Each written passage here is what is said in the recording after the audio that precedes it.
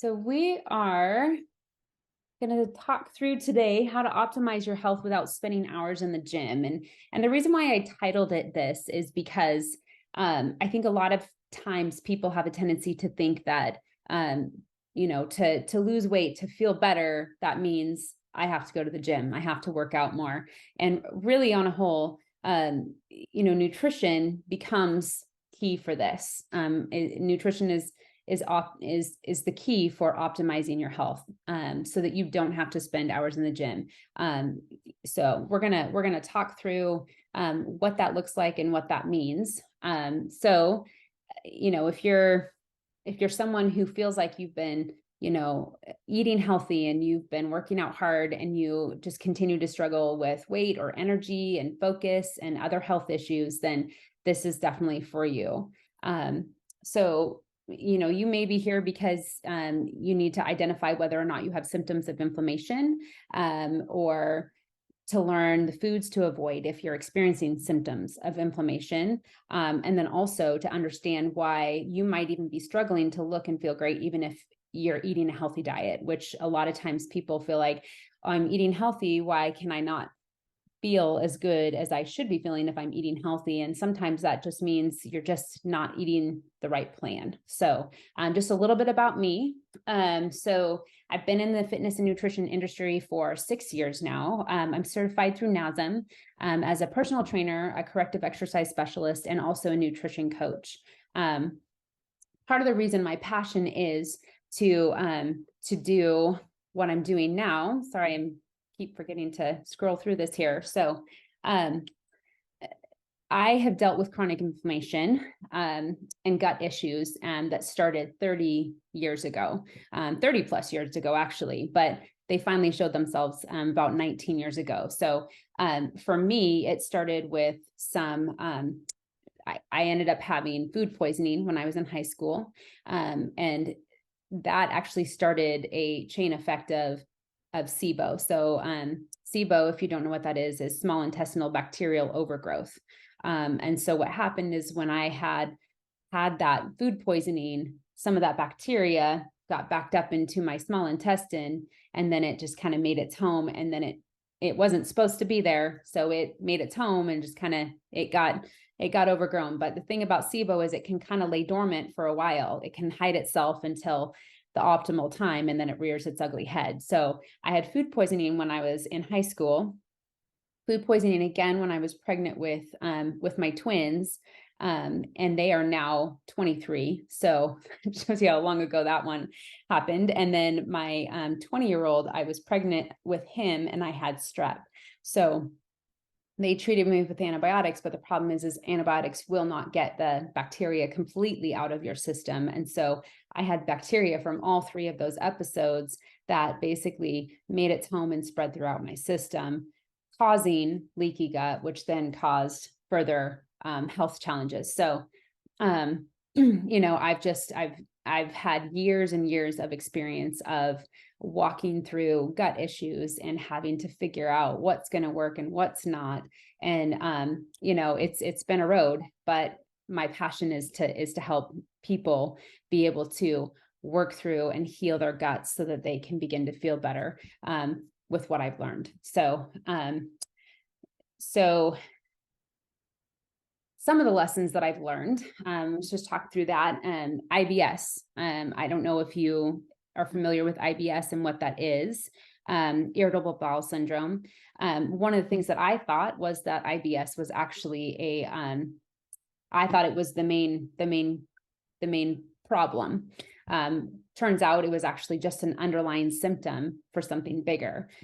So started actually with leaky gut, turned into the SIBO, and then the IBS is what presented all the symptoms of IBS. And for me, that presented with constipation and bloating and gas and just some major cramping. But a lot of that just kind of slowly, as the longer it went, the worse my symptoms got, and the more that I had issues with food sensitivities. So that just continued to increase as years went by, because the leaky gut wasn't getting treated. It wasn't getting healed. And so no matter what I would do, even if I, you know, I mean, I went through, I don't know how many diets, the FODMAP, the Whole30, AIP, a combination of all those things. At one point I was in tears because I'm like, I can't eat anything without it hurting.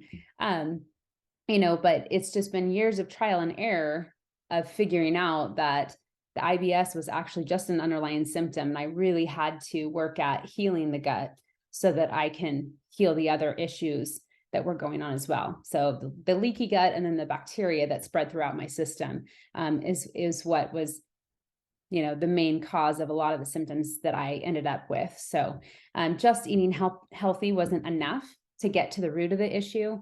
I used to eat super healthy. The problem was I was eating foods that were actually continuing to feed the bacteria that was in my system that had escaped through my intestinal walls because of that leaky gut. So we'll get a little bit more into that later. But you know, the other thing that I learned is just there's no quick and easy fix. It takes time and it takes hard work. One of the reasons you may be here or listening to this is that you've likely tried eating healthy and working out more, but you're not getting anywhere. You know, fad diets that are supposed to be anti-inflammatory, they're not giving you any success. And then doctors and over-the-counter medications, you've been trying that, but symptoms haven't been going away. And, you know, you want to lose weight, gain muscle, but you don't want to spend hours at the gym every day to do it. You may also want to have more energy and focus. And then another thing is just finally going through a day without dealing with gut issues such as bloating, gas, cramping, diarrhea, and all that good stuff. But, you know, other symptoms of inflammation that a lot of people deal with are fatigue and joint aches and pains. Brain fog is one, skin rashes, and swelling. Rachel, like you talked about, that can be another symptom of inflammation. So if you're dealing with any of those things, you're in the right place. So we're going to talk through this. You're in the wrong place if you're looking for a 6-week weight loss challenge. That is definitely not what I am about. I'm not about a quick fix. I'm not about taking a pill to make everything better. I'm about really digging in and figuring out what the root cause of your symptoms are and figuring out the plan that's going to help you fix that. So you're in the wrong place also if you're unwilling to invest in your long-term health. Or someone who struggles to follow through.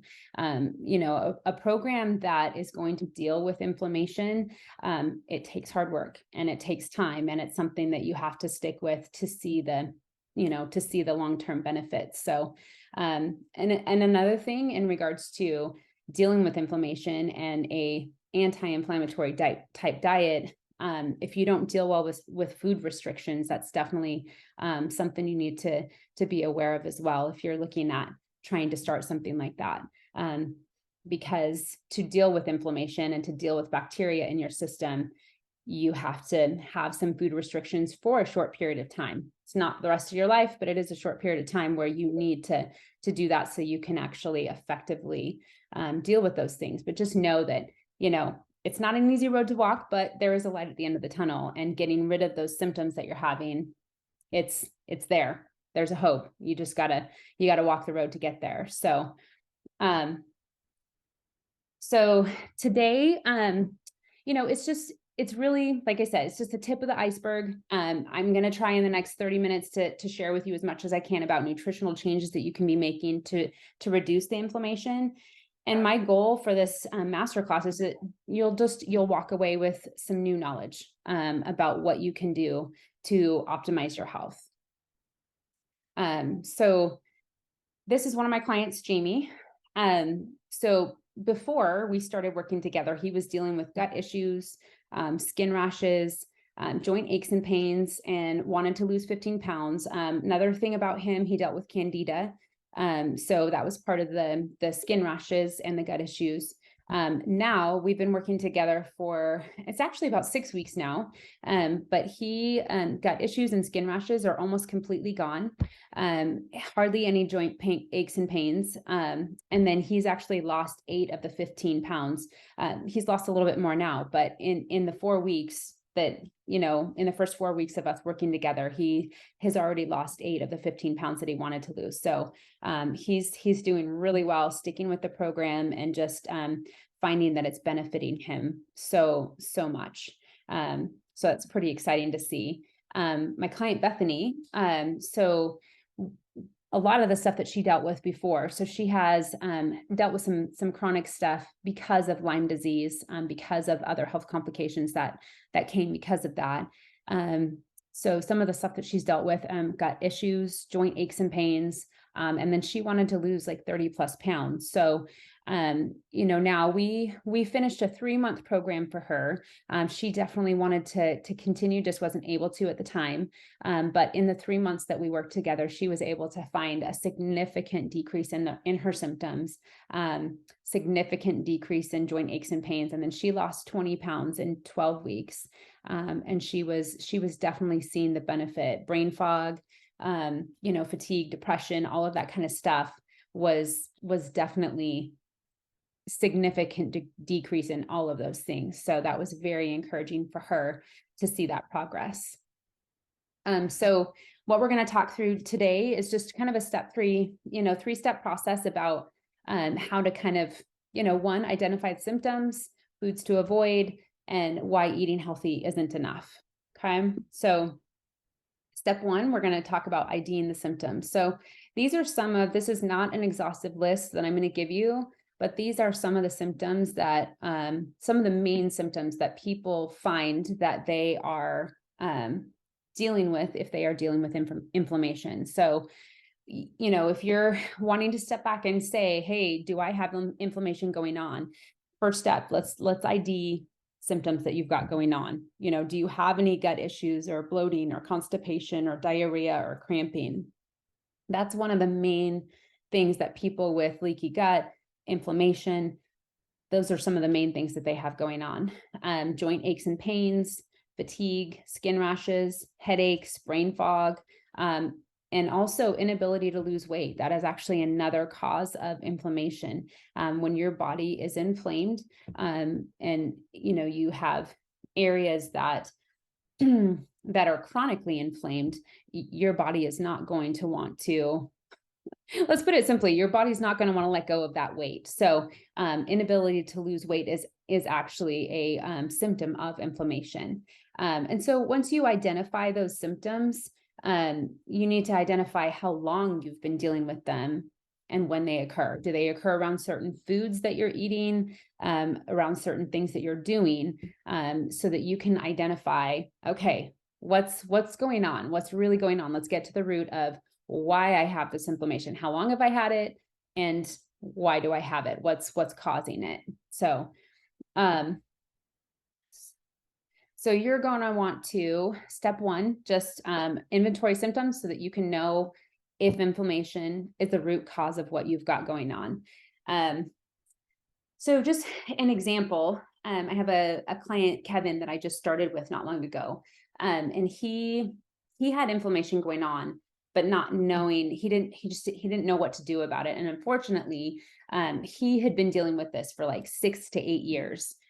He had gone through a process like this. If he had gone through a process like this sooner, he would have been able to avoid some of the discomfort that he was going through. But a month ago, you know, about a month before we started working together, he ended up having a pretty major medical kind of issue, I would say. So he was feeling horrible, the fatigue, the gut stuff, a lot of stuff going on. It really made him think he had something major going on, and it ended up passing, but then we ended up connecting. And I think really when it comes down to it, he's had some leaky gut going on for a long time. So let's just, you know, when we step back and look at that, I say leaky gut. Do you know what leaky gut is, Rachel? Okay, so let me just explain a little bit about leaky gut. So leaky gut is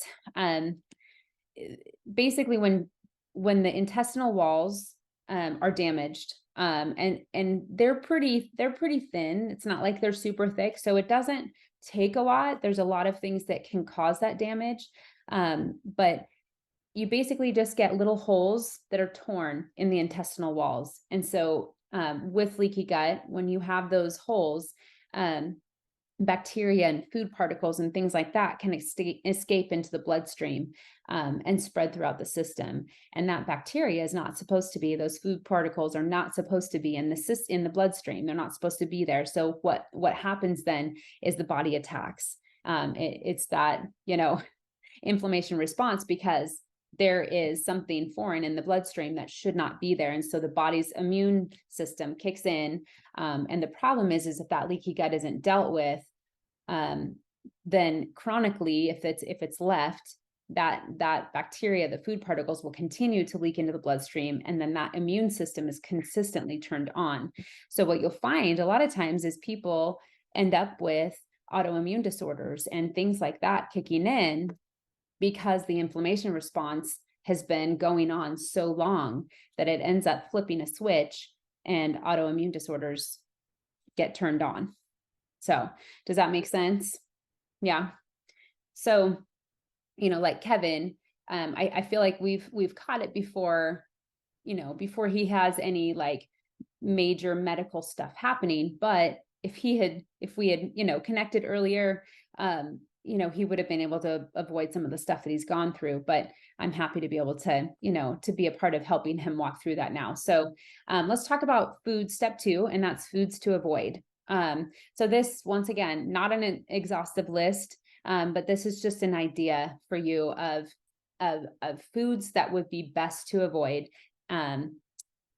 First of all, if you're dealing with inflammation, but just period. I mean, I think for a lot of people, processed foods, a lot of times the sugars. So if you're dealing with inflammation, these are definite foods that you should be avoiding, because the problem is like we talked about with the leaky gut. So you get bacteria leaked into your bloodstream. Okay.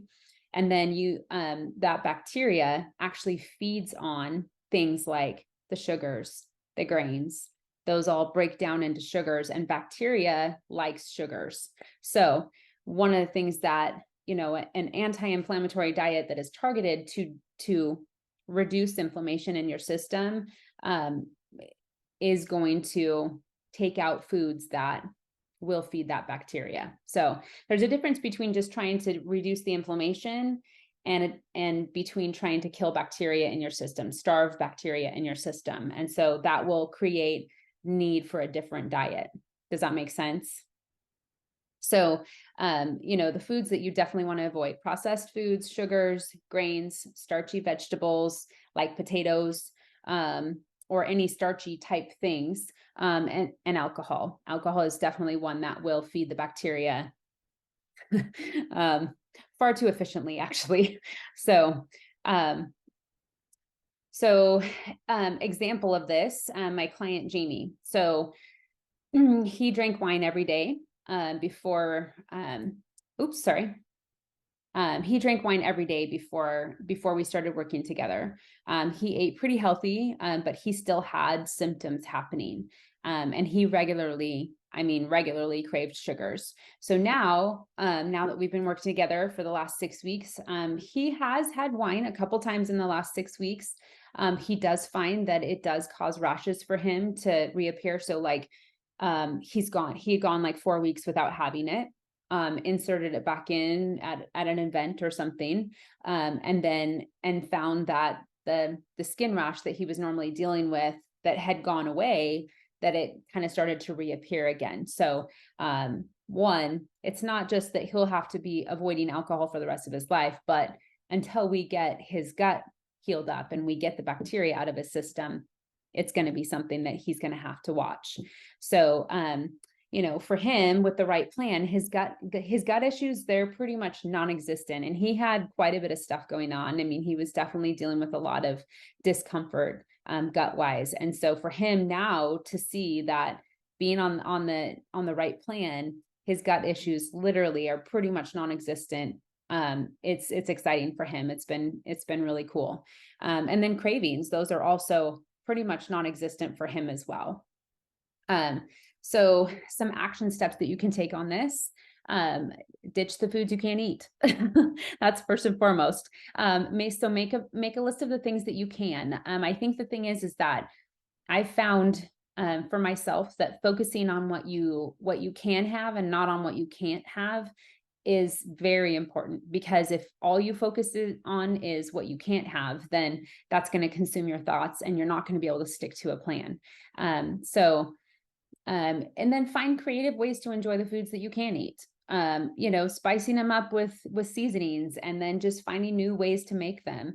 It's going to be very important. So, I mean, I'll tell you from my own experience that like it took me years to figure this out and to create recipes that not only myself, but others would enjoy.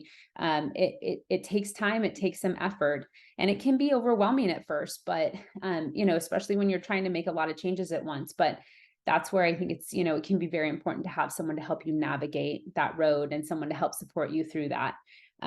So step 3, let's talk a little bit about why eating healthy just isn't enough.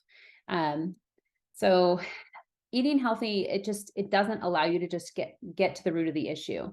So like we talked about, if you're dealing with leaky gut, and most people who are dealing with inflammation are dealing with leaky gut, it's just reality. So if you're dealing with leaky gut, you need to get to the root of that and heal that leaky gut so that you can begin to feel better and eliminate that inflammation. And to do that, like we talked about, there's a difference between just taking care of inflammation and killing or starving bacteria.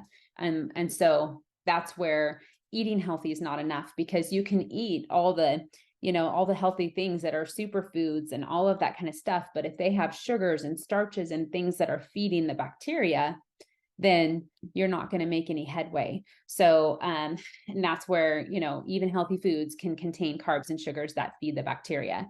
So continuing to feed the bacteria is going to result in, either symptoms just staying or symptoms increasing. And the more that you let it go, the more the symptoms are going to increase. So it's important to get on that and really begin to heal the gut and kill the bacteria so that you can actually eliminate that stuff. And so one of my clients, Tim, that I've been working with now for, I'm just giving you some of my more current ones. I've been working with him for about 5 weeks now. And so for him, he had chronic fatigue.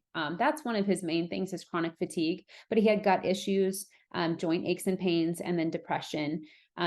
So he ate pretty healthy, but he definitely had symptoms regularly, and just could not identify the root cause. So when we started working together, it was pretty cool to be able to dig in and really help him figure out and identify the root cause and where it started, to trace back and really go, oh my goodness, pretty darn sure this started for you in high school.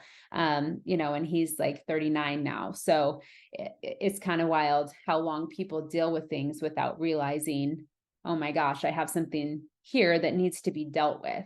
They just kind of go, well, this is just how it's going to be. And that's how I was with my IBS. I thought it was just going to be the way it was for the rest of my life, until I realized, oh my gosh, I can take care of this. I can get this healed up. So we've been able to help him find decrease in that fatigue. Gut issues are almost non-existent. I did actually just meet with him just a little bit earlier. And the funny thing is he did, he took his son to the movies, and without thinking, reached over, grabbed some popcorn and started eating it. Popcorn is definitely not on the list of foods to eat while you're dealing with inflammation.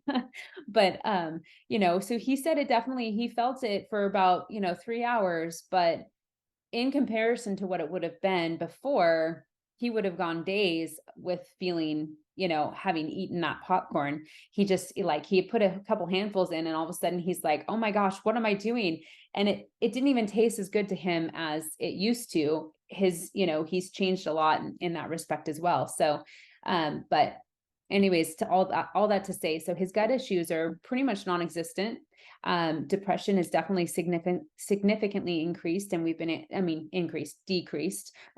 And that's been cool to see. Been working on getting better sleep, because sleep has definitely been an issue for him. And so we're just finding for him, with the right plan, the symptoms have significantly improved.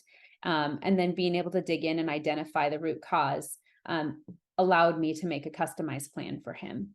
So some action steps that you can take on this. one, you got to identify the root cause or causes. Sometimes it's a little bit more than just one thing. Some people it's stress. Some people, like Tim, we found it was, when we look back at his story, it started in high school with a whole lot of stress, dehydration, constant physical activity without rehydrating. And that's when the whole thing started for him. So it's crazy what damage can happen to us internally when we're not taking care of ourselves the way that we're supposed to, and the things that we just kind of push through and work through. So it's really important to step back and really just look at things and identify what the root cause or causes are. And you want to analyze what your current nutrition is, so that you can see if you're eating foods that are feeding the bacteria. And also you want to adjust your nutrition so that you can keep from feeding that bacteria. So let's just kind of recap a little bit on this. So you obviously want to inventory your symptoms so you can know if inflammation is the root cause of what you've got going on. You want to identify foods to avoid so that you can begin reducing inflammation, and then identify root causes and foods to eliminate so that you can create a plan so that you can starve bacteria in your system. So my process that I take my clients through, I have 4 pillars to my process, and we always start with a whole health inventory. And so that whole health inventory is where we walk through and we dig in and figure out what exactly is going on. We start with gut health test. We go ahead and look at, exercise experience and past injuries and all of that good stuff. We look at food likes and dislikes and food nutritional patterns and habits and all of that stuff, and figure out, like, baseline, where are we starting? What's the root cause of what's going on? And then that way we can effectively build from there. Second pillar for me is purposeful and sustainable nutrition. So I find that nutrition is key. It's key for your goals, whether it's weight loss, whether it's, reducing inflammation, whether it's building muscle, whatever it is, nutrition is key. Exercise is definitely important, but unless you have your health and your nutrition optimized, exercise is not going to be as effective. So nutrition is always next in this process. And so what we do is really step back and take what we learn from that whole health inventory, apply that to a plan nutritionally. And so with that, usually we'll start with some, a flexible meal plan that gives ideas and meals and recipes and all of that for people when they're needing to reduce inflammation. So they are specific do's and don'ts in regards to foods, but a whole load of great recipes and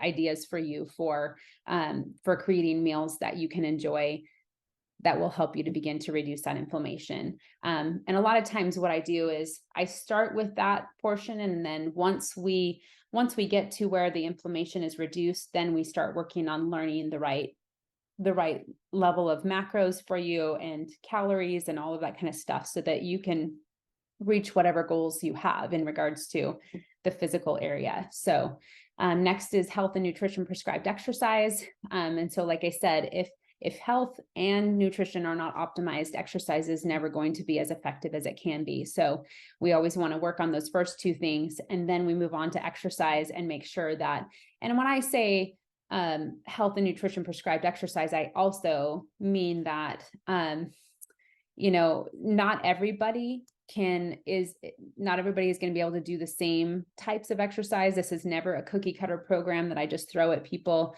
It's always, built to what to where you're at, to your health status, to your injuries or previous injuries or whatever you've got going on. We always build exercise so that you can meet whatever goals that you have, but that you're optimizing your health with exercise as well. And then accountability and check-ins. That is always a part of my process. That is accountability and check-ins throughout the process, where we check in once a week, and I'm available for modifications and anything that needs to be addressed throughout the program. And then we do check-ins also to do like weigh-ins and progress photos and all of that good stuff, so that you're feeling supported and accountable to the program. So, right, Rach, if you want to go ahead and unmute, I would love to know what was kind of your biggest takeaway from today. Actually, it was more of a question. Okay. Yeah. Well, we definitely, we can do some question and answer stuff. I was wondering, so when you talk about the leaky gut, which is actually kind of like an injury or something that needs to be healed, are you Yeah. saying that just changing your diet can heal it? Or maybe you're just giving it a break to heal itself? Right. Or Yeah. So changing the diet. So when you have leaky gut, the thing is that if it was just leaky gut, and really a lot of times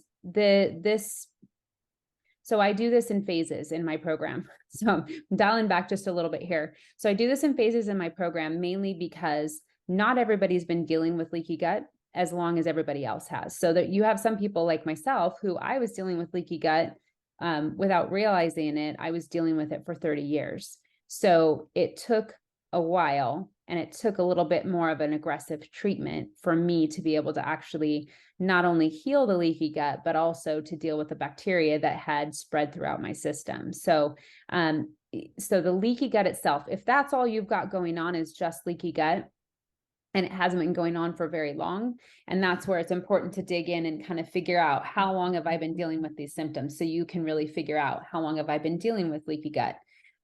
Yes, diet is a major way. It's probably, depending on what you've got going on, it's a lot. It's at least half, if not more, of the process. There are times when you may need some supplements and maybe even some essential oils to help deal with whatever you've got going on. So if you have bacteria spread throughout your system, that takes a little bit more healing than just walking through a special diet to heal the leaky gut. right.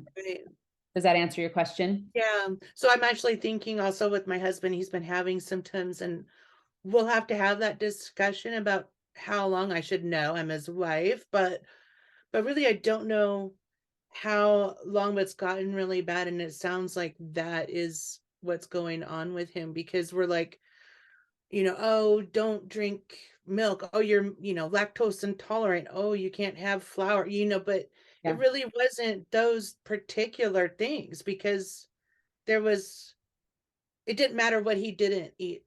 Yeah. Yeah. Right. No. We could cut that out. He still has issues, and I mean, me too. I don't really have a lot of gut issues, but I've always been aware of the like the candida and the yeast thing, and whenever I look into that, I'm like, oh, that is a problem. Like I have seborrheic dermatitis. That's totally, Yeah. related to that. And Yeah. but listening to what you were talking about, it sounds like something my husband could I need to talk to him about that if he's interested in Mm. taking action on that, Yeah, because definitely. nothing we've done has made it better. Mhm. Yeah. And Um, yeah, yeah, and that's the challenging thing about, um, when you've been dealing with some of those gut issues or food sensitivities that have been showing up. Those are a lot of times they present, but the problem is they're not the actual root of what's going right. on.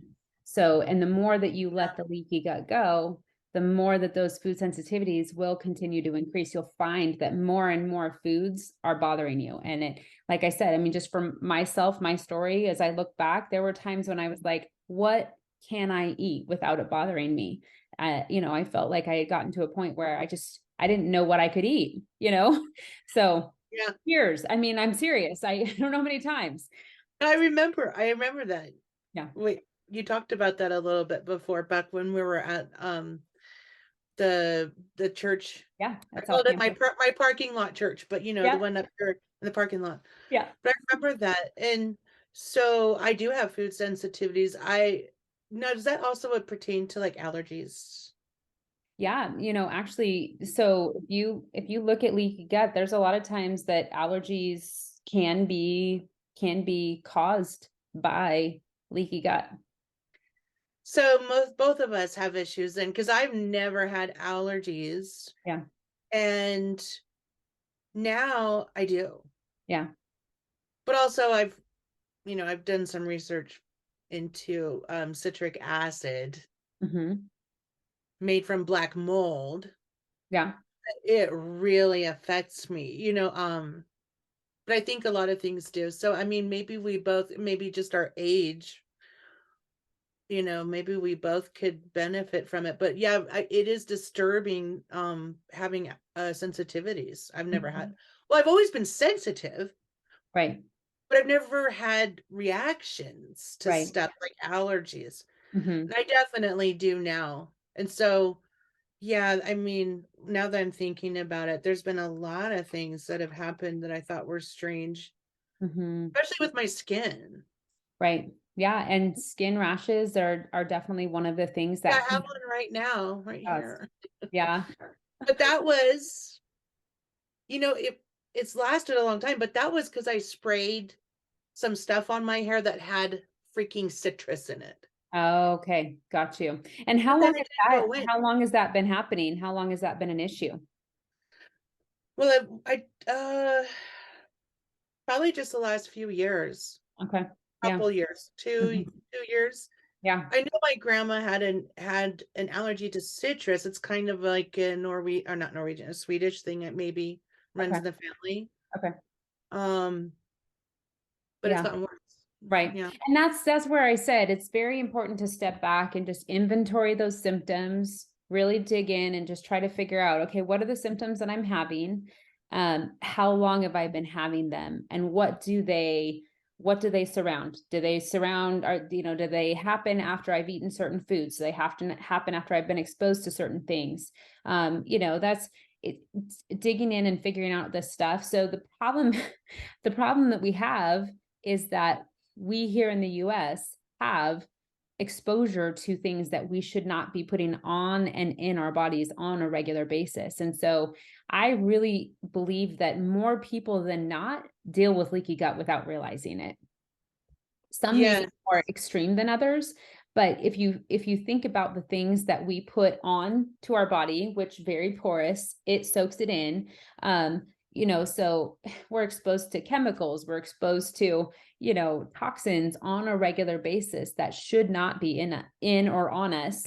Medications, over the counter medications, those things are constantly poisoning our systems essentially. So I'm, don't want to get on my soapbox here, but there's Yeah. there's so much that we are doing on a regular basis that we have to step back and look at and go, okay, you know what? I need to start cleaning up things, not only in my diet, but also in the things that I'm putting on my body as well. That's Yeah. important too. So, when we're constantly putting I mean, if you even think about shampoo and conditioner and the amount of um, synthetic fragrances and parabens and sulfates and all of that kind of stuff that are in most shampoos and conditioners and body washes.